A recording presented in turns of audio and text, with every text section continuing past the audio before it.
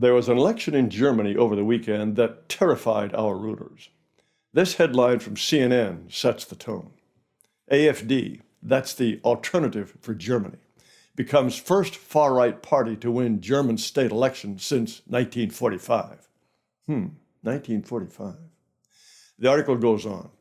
The AfD became the first far-right party to win a state election in Germany since the Nazi era. Yikes. There were elections in two states. The AfD came in first in Thuringia and second in Saxony.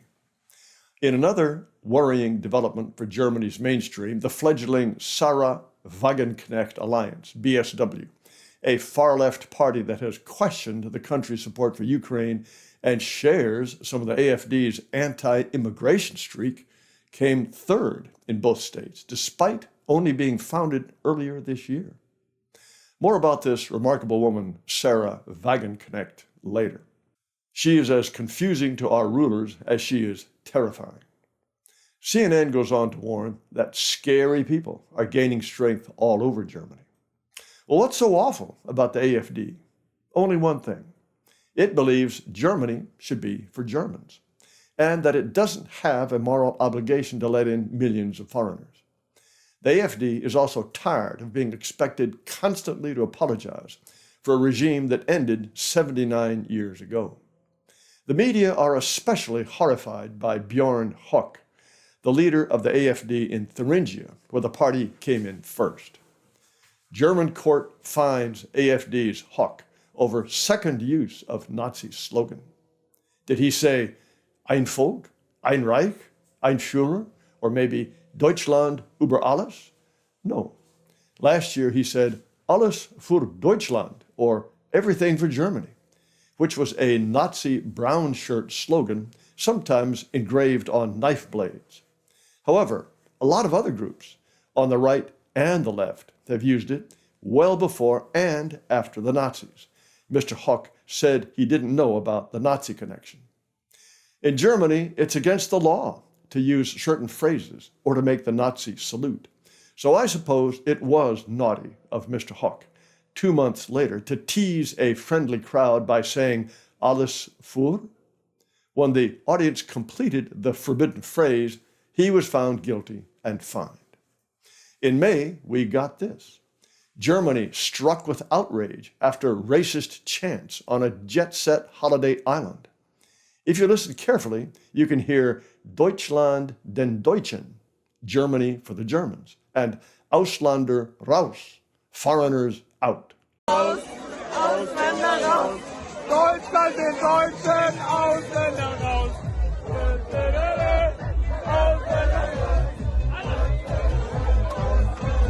Those phrases are not yet illegal, merely scandalous.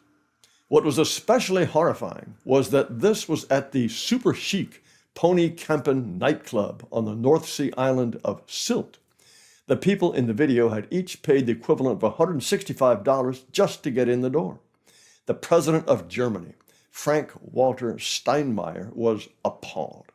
It's not just the disenfranchised who are becoming radicalized, but that radicalization is also coming from the heart of society. So now you can understand why CNN imagines swastikas flying over the Bundestag.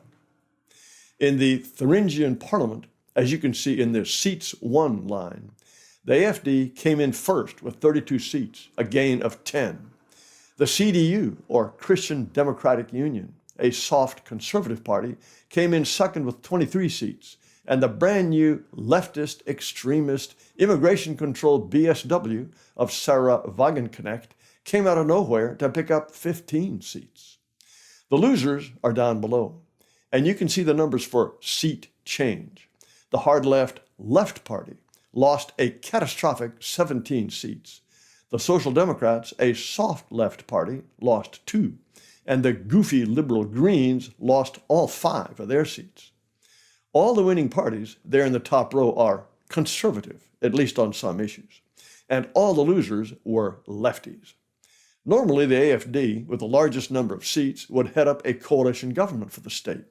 And since it takes 45 for a majority, it could reach that number either with the CDU's 23 seats or the BSW's 15.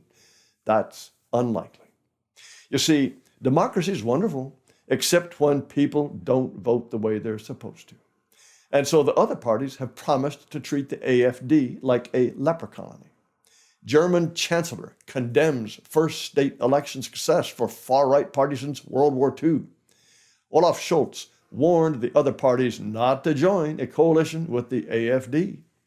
Our country cannot and must not get used to this, he said. The AfD is damaging Germany. It's weakening the economy, dividing society, and ruining our country's reputation. Many Germans think it's wrong to leave the AfD out in the cold. The far-right AfD may have emerged as the biggest winner in 2 regional elections, but will likely end up in opposition.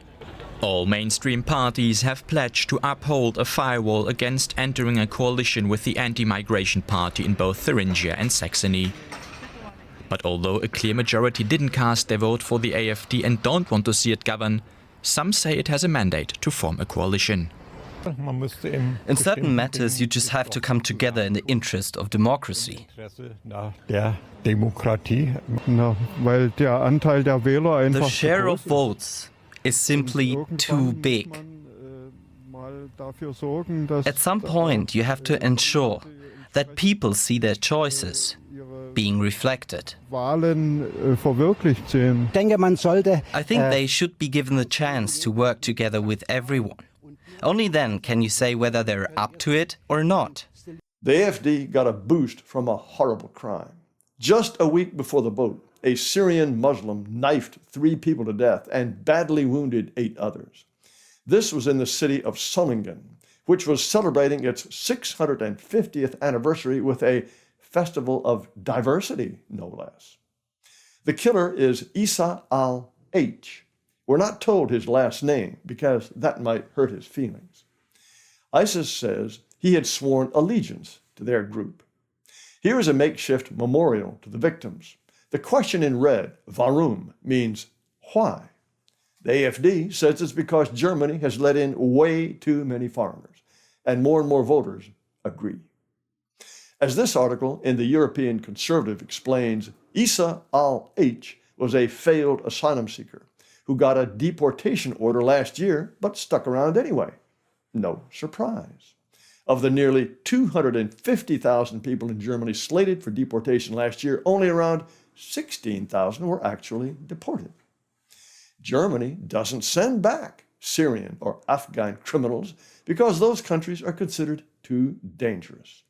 There's therefore been outrage over the fact that thousands of Afghan citizens who have claimed asylum in Germany have flown back to their home country for a holiday. And so, perfectly timed to try to demonstrate that the government is already taking action, on Friday, August 30th, just before the election, it carried out the first deportation of Afghans back to their home country since August of 2021.